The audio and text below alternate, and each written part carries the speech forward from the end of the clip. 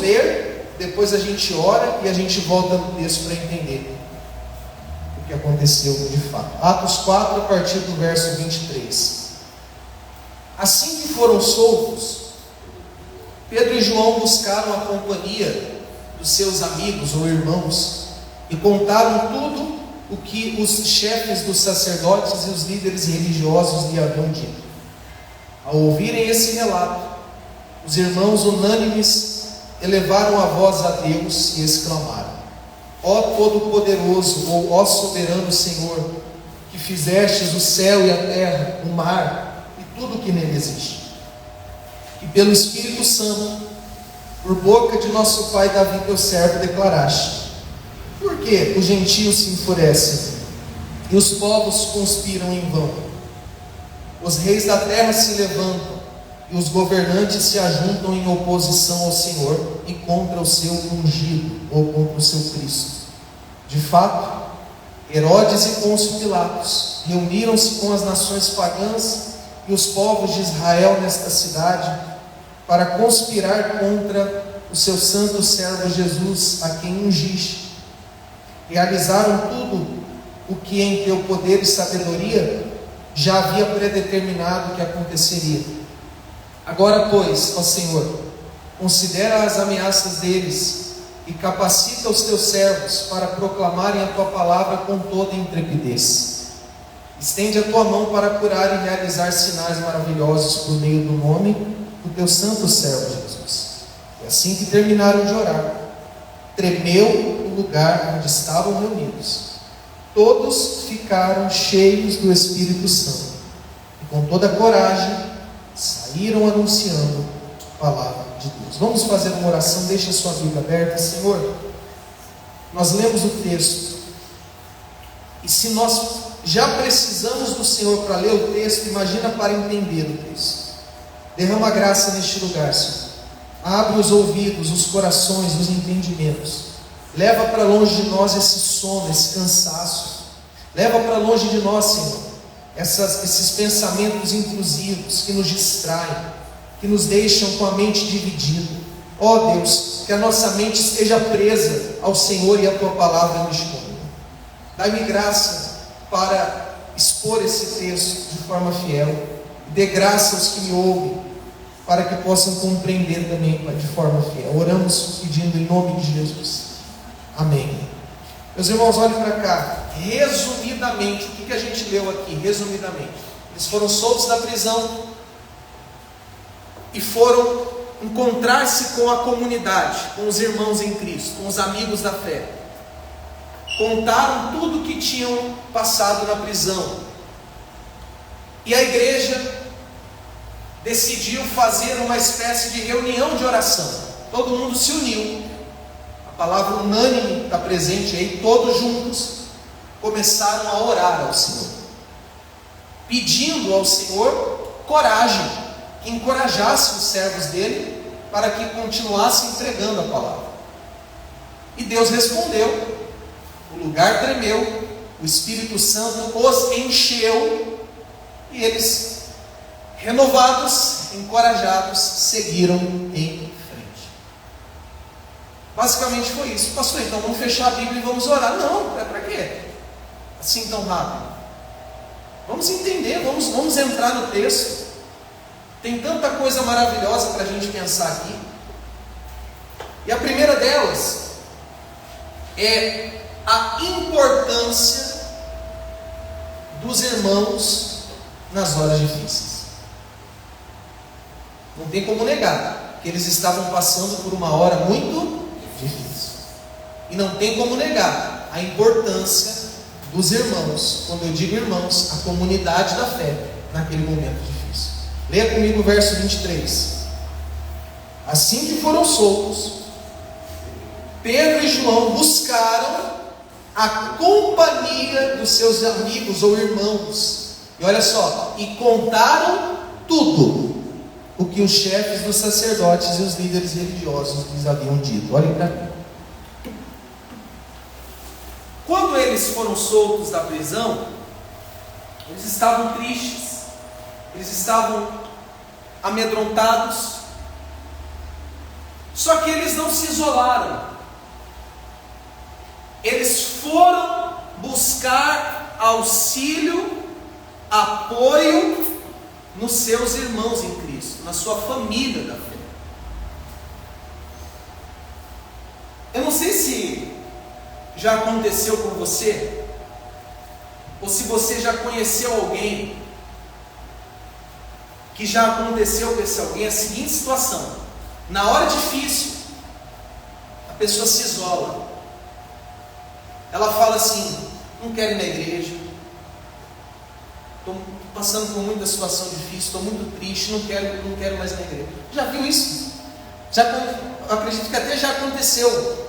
Vem ali a luta, a pessoa fica meio desmotivada e ela se afasta por um tempo da comunidade, achando que esse é o melhor caminho.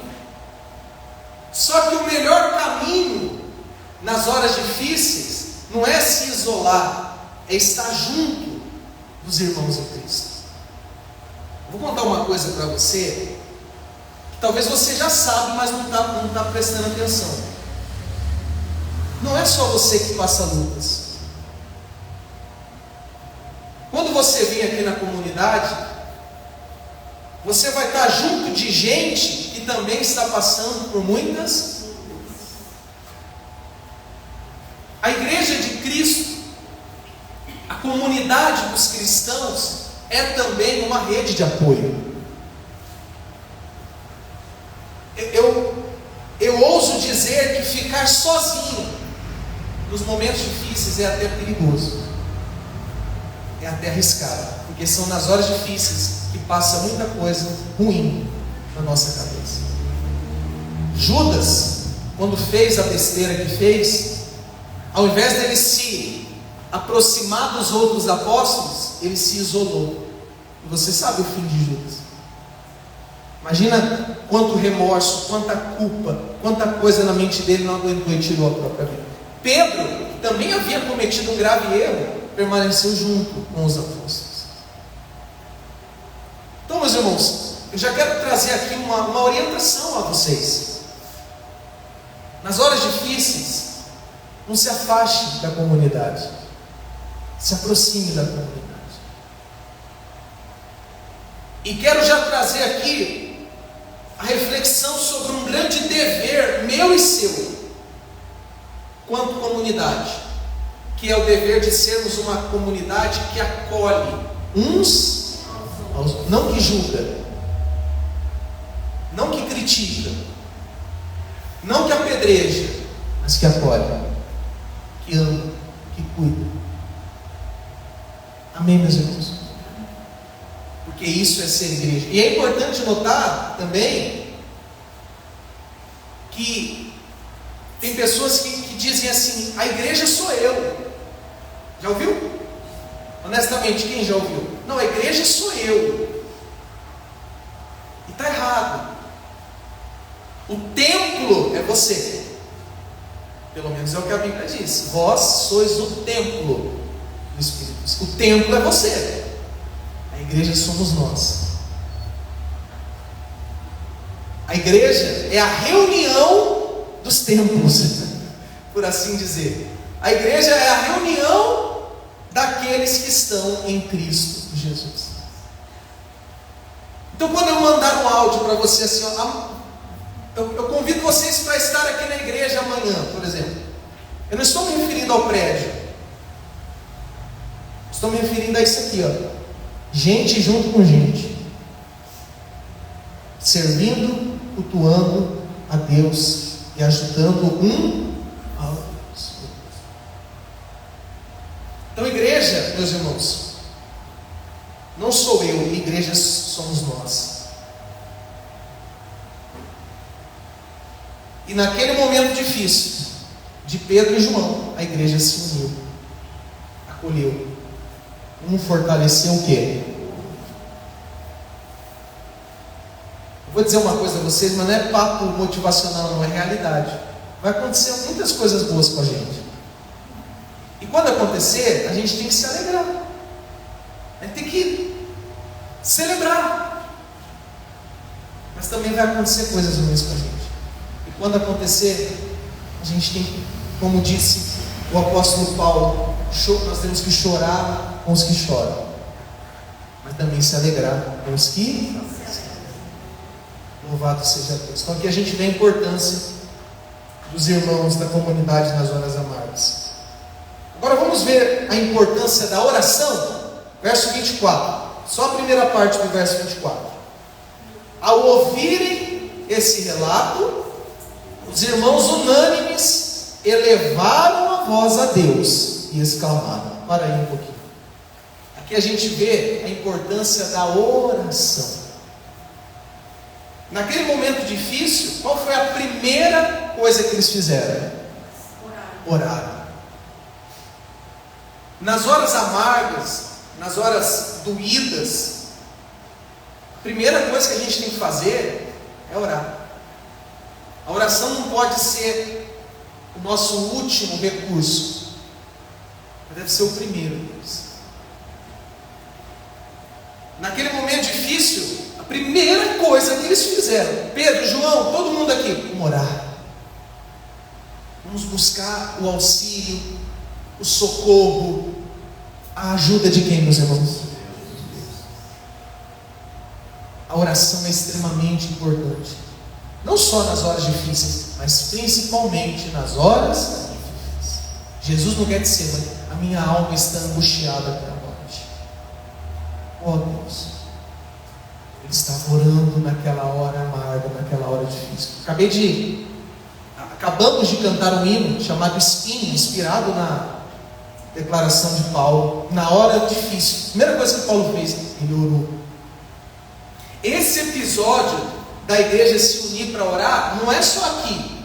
A gente vai estudando o livro de Atos, você vai ver que era comum eles estarem sempre em oração.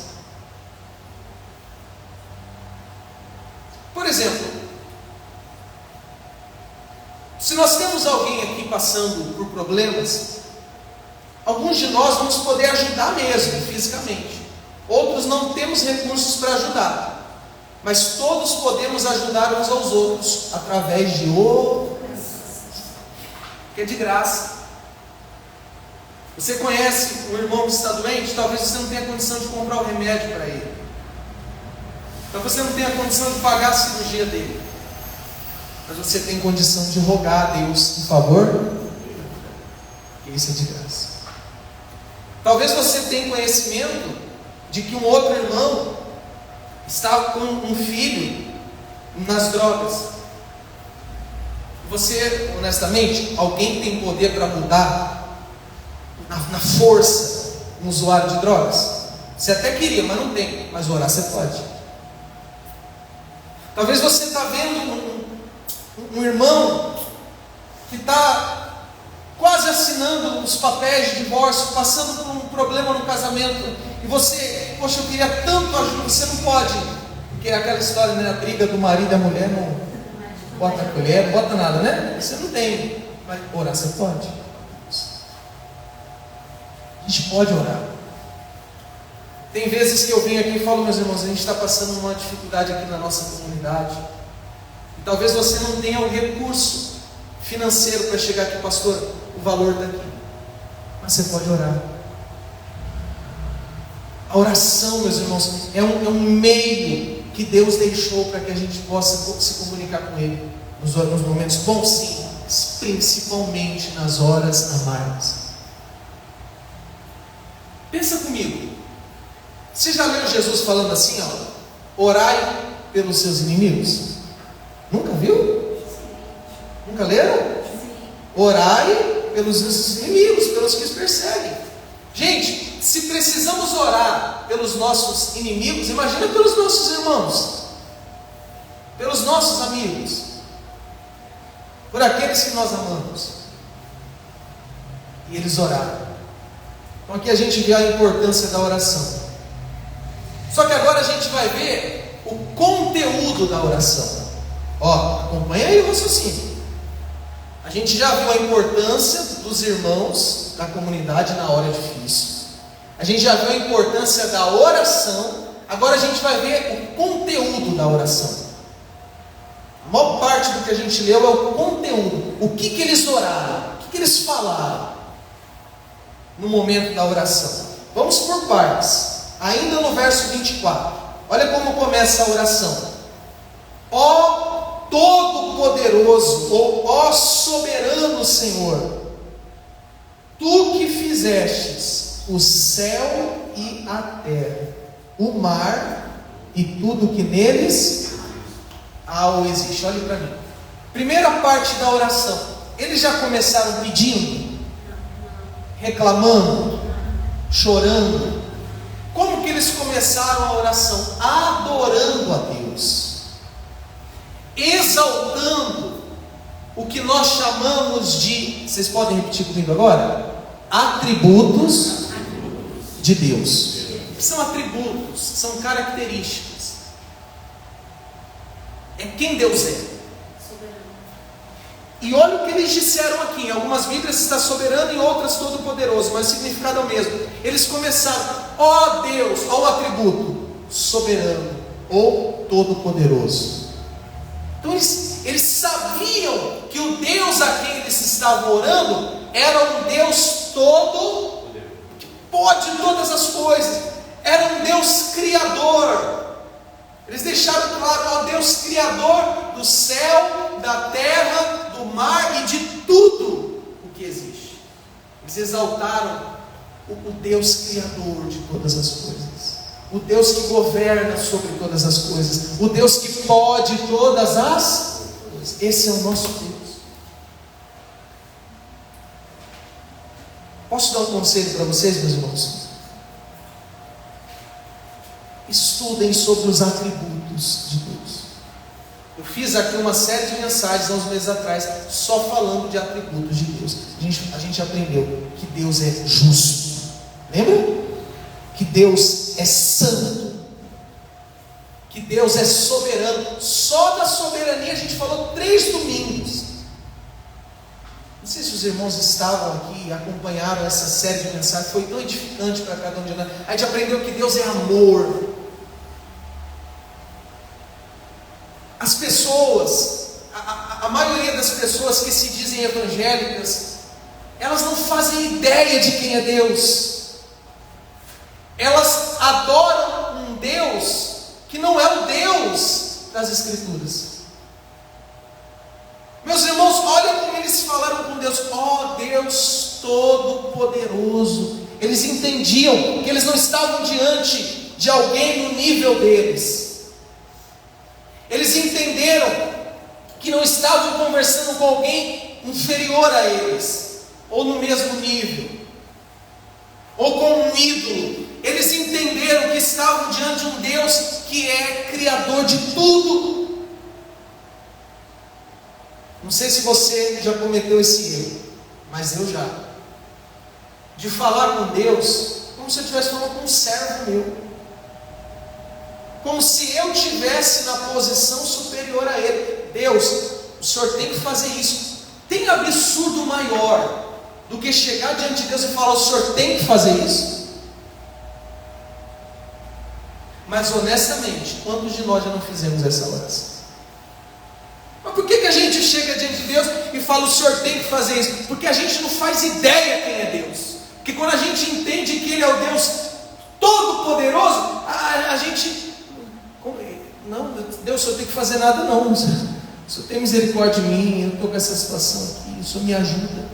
As orações, meus irmãos, da Bíblia, sempre elas são uma oração de apelo pela misericórdia de Deus. Lembra do cego? Ó Senhor, filho de Davi, tem misericórdia de mim. Então assim, é muito perigoso você não conhecer os atributos de Deus, porque você pode estar adorando um Deus achando que é o Deus da Bíblia, quando é um Deus inventado pelas religiões deste mundo. Por que as pessoas, elas pensam assim, eu vou fazer esse propósito aqui, e aí Deus vai me abençoar. Eu vou fazer esse voto aqui, aí Deus vai me abençoar. Por que as pessoas pensam? Porque elas não sabem quem é Deus. Aí elas pensam que o que elas fazem controlam a Deus. Não, meus irmãos. Quando Deus decide agir, Ele age. E quando Ele decide não agir, você pode fazer igual a criança no mercado que faz birra. Vocês já viram criança no mercado fazendo birra? Eu quero porque eu quero, não vou dar. E ele joga no chão, bate as coisas. Você pode se comportar do mesmo jeito. Se Deus não decidir agir, você não tem nada que você faça. Porque Ele é um Deus todo-poderoso. O que mais que a gente vê no conteúdo da oração? Verso 25 e 26. Que pelo Espírito Santo, por boca do nosso pai Davi, teu servo, declaraste: por que os gentios se enfurecem e os povos conspiram em vão? Os reis da terra se levantam e os governantes se ajuntam em oposição ao Senhor e contra o seu ungido. Meus irmãos, você sabe o que é isso aqui? Salmo 2. Salmo 2, verso 1 e 2. Na oração, eles apresentaram a Deus algo que Davi tinha dito no Salmo 2, versículo 1 e 2. Sabe o que a gente aprende aqui? Que eles conheciam as Escrituras. Deixa eu parar aqui e beber uma água. É o tempo de você manter a tua cabeça aqui. Quando eles citam o Salmo 2, verso 1 e 2, a gente percebe que eles tinham conhecimento das Escrituras. Quando a gente fala Escrituras, a gente está falando do Antigo Testamento, que a gente conhece como Antigo Testamento. Naquela época ainda não tinha o Novo, mas o Antigo Testamento eles conheciam. Você duvida? Deixa marcado aí, abre no Salmo 2, abre no Salmo 2 comigo, vamos lá. É do mesmo jeitinho. Eles citaram exatamente do jeito que está. É claro que uma palavra ou outra muda. Mas veja só o Salmo 2, se não é a mesma coisa que eles citaram. Eles estavam simplesmente citando.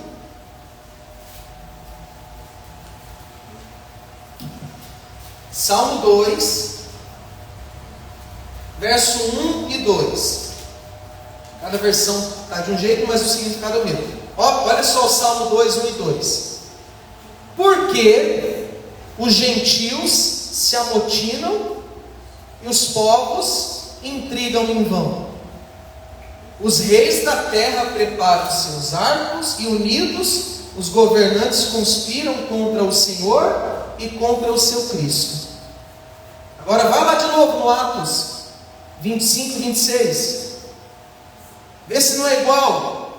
Porque os gentios se enfurecem e os povos conspiram em vão. Os reis da terra se levantam e os governantes se ajuntam em oposição ao Senhor e contra o seu ungido. Não é a mesma coisa? Mudou uma palavrinha ou outra, mas não é a mesma coisa? Meus irmãos, eles conheciam as Escrituras. Sabe qual que é o problema de muitos que estão dentro das igrejas? Não conhecem a Bíblia. Agora eu não vou nem falar as Escrituras, porque além das Escrituras nós temos o Novo Testamento. A pessoa não conhece a palavra de Deus. Meu povo sofre, meu povo padece, porque eles faltam o conhecimento. Aí eu pergunto para você, como é que você vai conhecer a Bíblia se você não lê a Bíblia?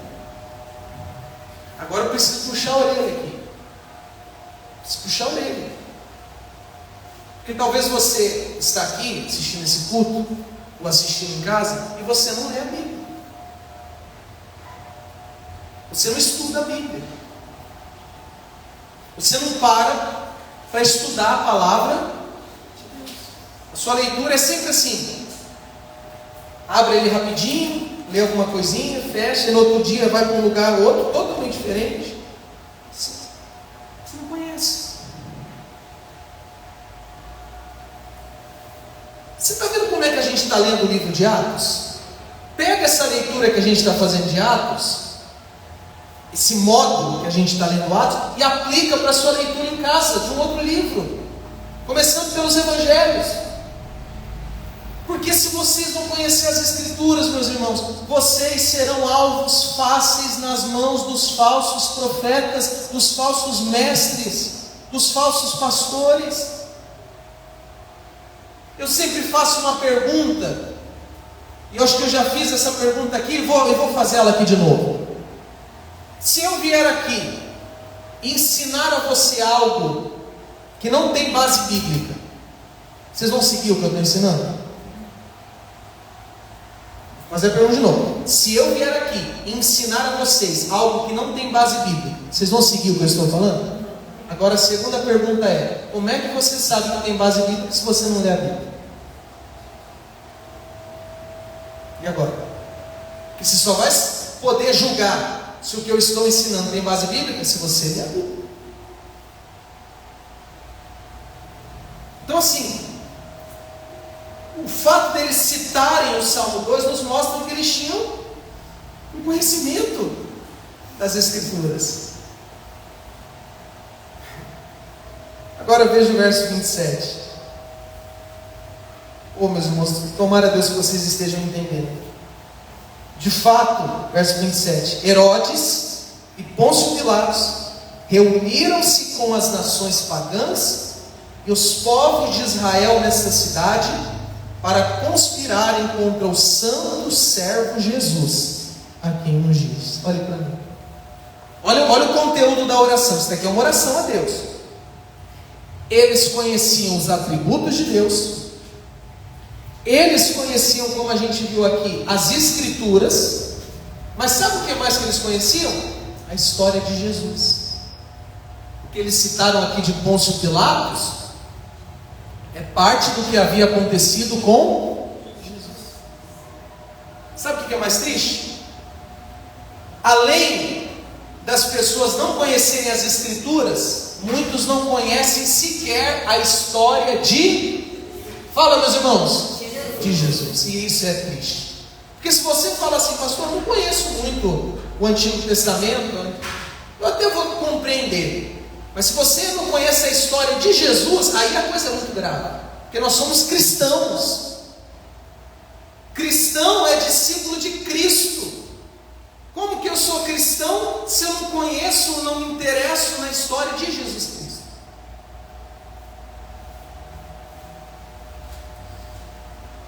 Se você não conhece os evangelhos, deixa um pouco a sua leitura de Zacarias e vai para Mateus. Se você não conhece o evangelho, deixa de lado o livro de Jeremias um pouquinho e vai para Marcos. O que você está fazendo lá em Levítico, se você não conhece a história de Cristo registrada pelo evangelista João?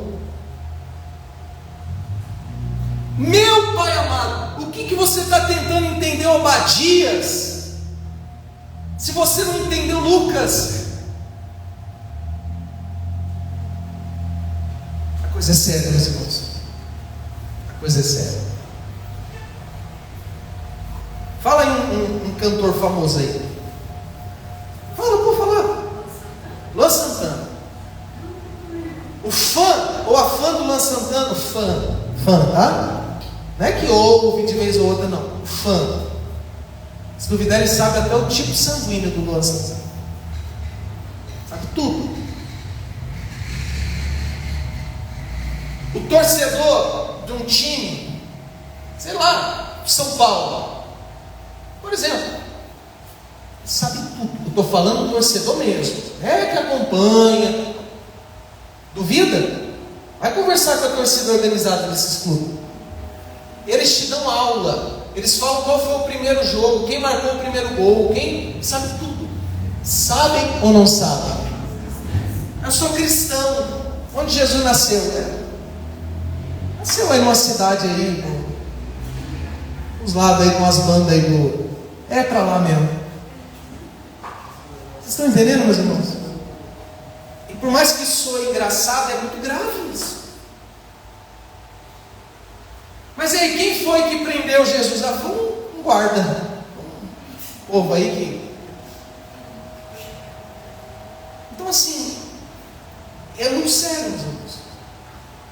Se você está aqui comigo, nessa manhã por completo, e você está se avaliando, você reconhece, pastor, eu nunca mergulhei numa história de Cristo, nos evangelhos, eu li assim por cima, então você já sabe o que você vai fazer nos próximos dias. Vai pegar a tua Bíblia e vai abrir lá em Marcos, abrir lá em Lucas, em João, em Mateus. Você vai fazer igual eu estou fazendo aqui em Atos, você vai estudar. A gente precisa, meus irmãos. A gente precisa. Se a gente não souber, se a gente não mergulhar, os falsos mestres vão nos enganar. Tá bom? Posso avançar aqui? Pastor, minha orelha doeu, o puxão foi muito forte. Não é para doer mesmo. Mas não é no sentido de criticar, é no sentido de despertar. Desperta, igreja. Nosso Senhor Jesus Cristo, a história dele está aqui. Cabe a nós nos interessarmos e buscarmos o conhecimento. E no verso 28, a gente percebe que eles conheciam a soberania de Deus. Veja o verso 28.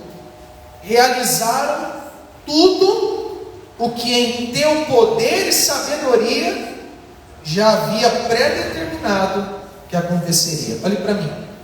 O que eles estão dizendo aqui? Antes eles falaram do Pilatos, do Herodes, que conspiraram contra Jesus. Só que aqui ele está dizendo que toda aquela conspiração estava no controle, de quem, meus irmãos? De Deus. Ou seja, não era um acidente.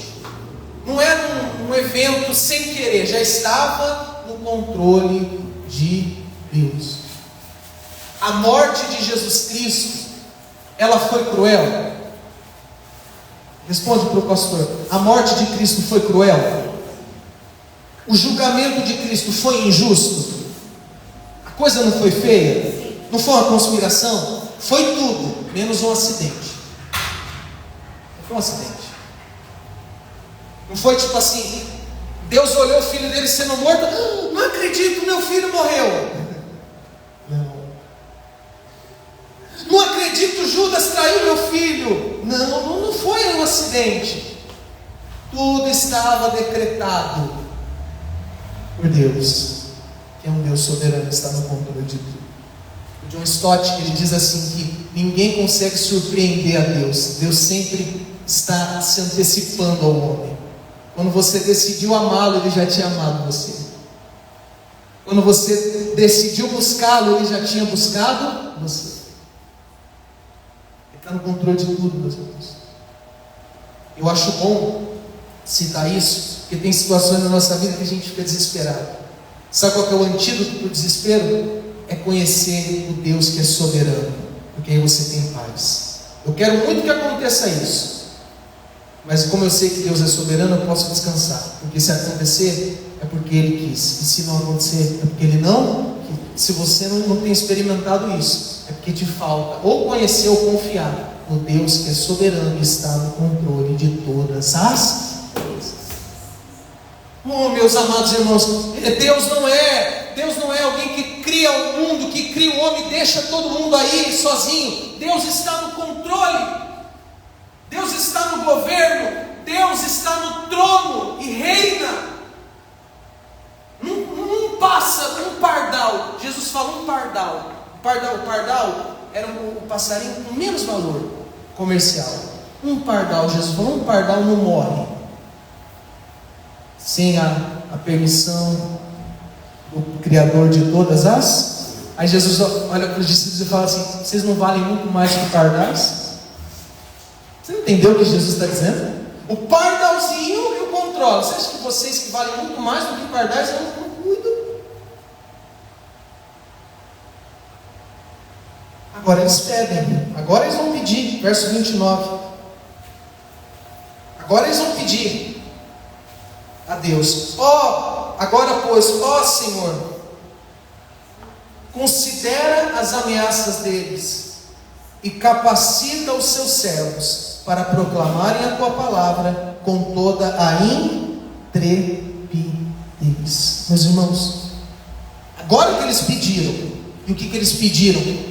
Trocando por miúdos: Deus, dá coragem para Pedro, para João e para todos nós atravessarmos essa perseguição com intrepidez.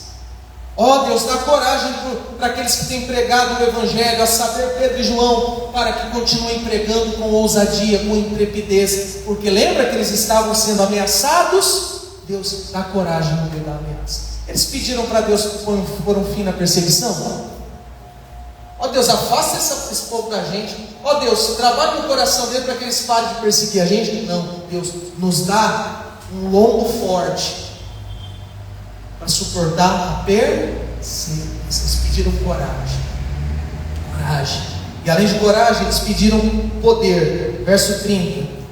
Estende a tua mão para curar e realizar sinais e maravilhas por meio do nome do teu santo servo Jesus. Além de coragem, eles pediram para Deus continuar curando, libertando, enviando sinais no meio deles. Sabe por quê? Porque quando Deus manifestava o poder dele para curar e libertar, a mensagem que eles estavam pregando, qual palavra eu posso usar para ser mais fácil?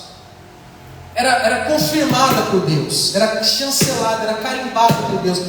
Era tipo assim, agora vai. Pedro e João estavam pregando sobre Jesus. Tinha gente que duvidava. Aí Deus vinha com um milagre e confirmava. Era um selo de confirmação dizendo: o que Pedro e João estão falando é verdade. Olha os sinais aí, olha os milagres aí, olha o poder aí. Deu para entender? Não ainda. Tipo assim, eu chego aqui para vocês, é que a gente está falando de outra época. Hoje, se eu falar que Jesus é mais, vocês vão acreditar, tá? A Bíblia, tem história aí, mas no começo o cristianismo era algo muito novo. Então imagina que eu estou pregando lá naquela época, eu falo: ó, Jesus morreu por vocês, mas Jesus ressuscitou, e Jesus tal. Muita gente ia falar: Jesus, quem é esse Jesus? Aí o que Deus fazia? Para que a minha palavra fosse levada a sério, Deus fazia um coxo andar, como fez aqui no Atos 3. Aí o povo: então é verdade o que eles estão falando. A palavra, ela tinha um selo de confirmação, que eram os milagres, o poder que Deus manifestava. Então essa foi a oração. Mas como toda oração tem resposta, Deus respondeu. E no último versículo a gente vê a resposta. Verso 31. E assim que terminaram de orar, aconteceu 3 coisas. Primeiro, tremeu o lugar onde estavam reunidos. Segundo, todos ficaram cheios do Espírito Santo. Terceiro, com toda a coragem, saíram anunciando a palavra de Deus. Então, assim que eles terminaram de orar, Deus respondeu. E a resposta de Deus, primeira coisa que aconteceu na resposta: o lugar tremeu. Rapaz, você sabe o que é isso? Imagina a gente orar aqui, começa a tremer tudo aqui, as paredes, ventilador, pior que o ventilador já treme demais, né? Mas você imagina aí as coisas assim, começa. Por que tremeu? Se você ler a Bíblia, você vai ver que Deus, quando se manifestava, e o nome desse fenômeno é teofania, uma manifestação visível de Deus, sempre aconteciam coisas físicas. Por exemplo, Deus falou com Moisés na sarça. Qual foi o evento físico palpável? Uma sarça. Era Deus: eu estou aqui. Você pode ver que eu estou aqui. Deus guiando o povo de Israel no deserto. Deus ia, ele estava ali, mas ele se manifestava visivelmente através de uma coluna de fogo durante a noite, uma coluna de nuvem durante o dia.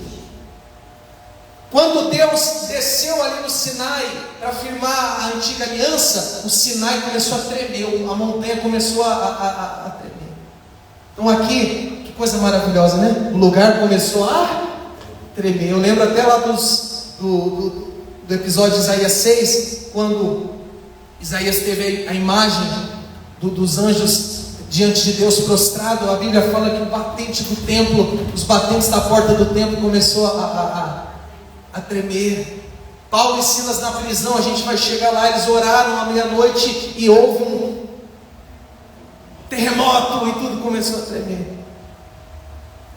Sabe por que eu acho que Deus não aparece assim? Porque a gente não tem estrutura não, meus irmãos. Não ia não. Esses dias eu vi um vídeo, um rapaz, é brincadeira, né? Mas faz todo sentido. Ele falou: ó Deus, abre os meus olhos espirituais que eu estou pronto para ver o mundo espiritual. Aí na brincadeira lá, como se Deus tivesse aberto os olhos, ele viu um anjo. Na hora que ele viu o anjo, ele falou: não, senhor, não estou preparado não. Fecha meus olhos de novo.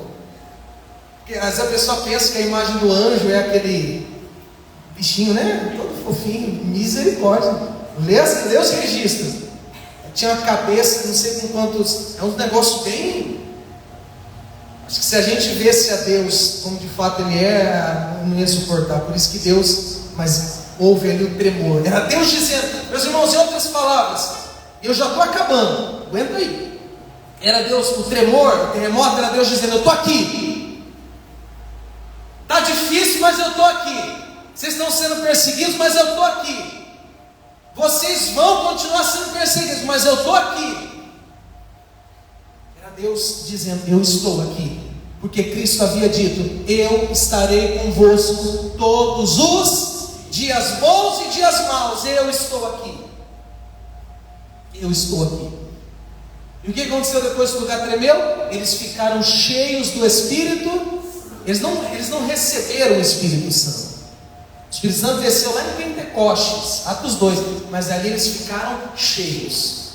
A ordem de Paulo à igreja em Efésios 5,18: não vos embriagueis com vinho, mas enchei-vos do Espírito Santo. O que é ser cheio do Espírito Santo? É quando você se põe diante de Deus para orar, para pedir força, para se humilhar. Ó Deus, me ajuda nessa hora difícil. O Espírito Santo te enche. E qual que é a prova de que Ele te encheu?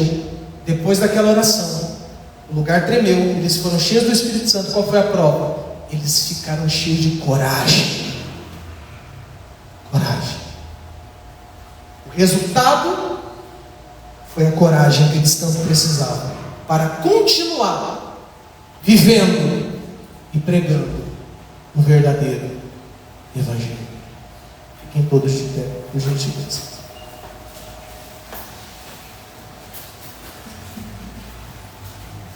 Quero encerrar essa mensagem e fazer uma oração.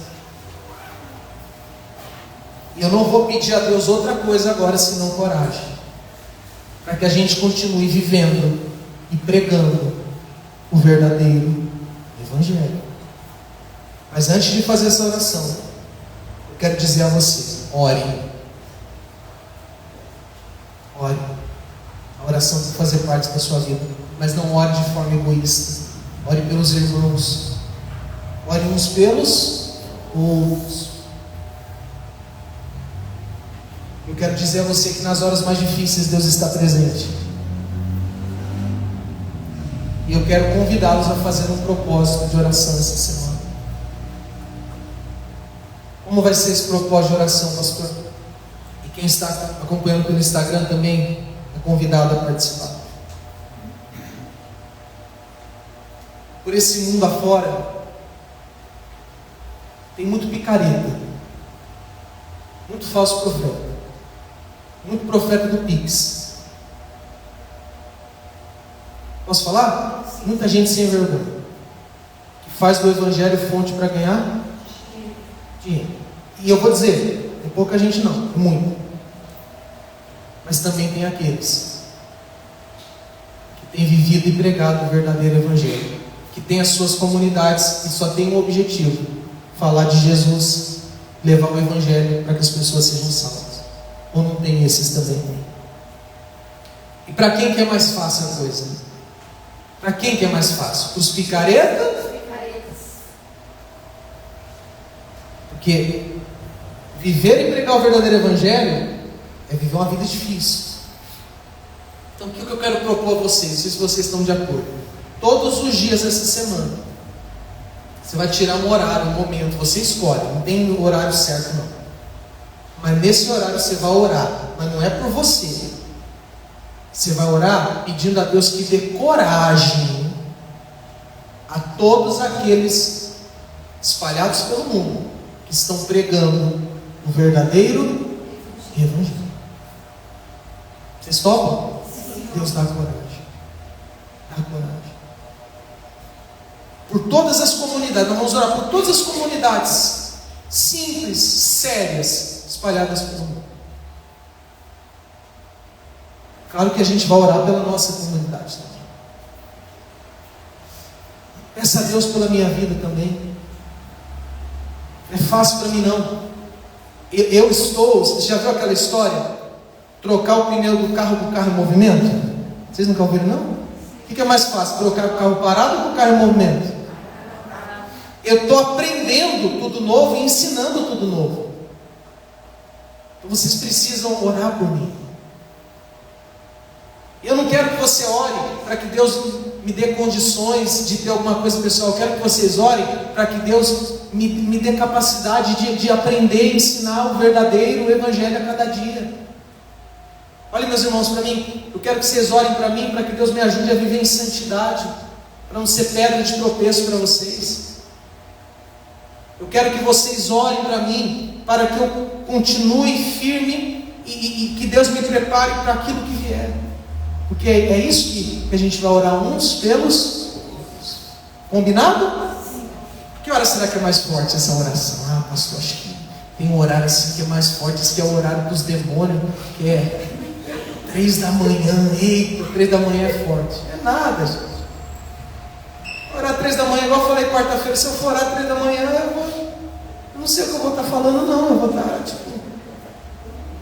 eu não vou nem orar. Eu acho que se eu acordar 3 da manhã para orar, eu vou nem orar. Ora, que você quiser. Deu para orar 10 da manhã? Ora, mas vamos orar essa semana. Começando por agora. Fechemos os olhos.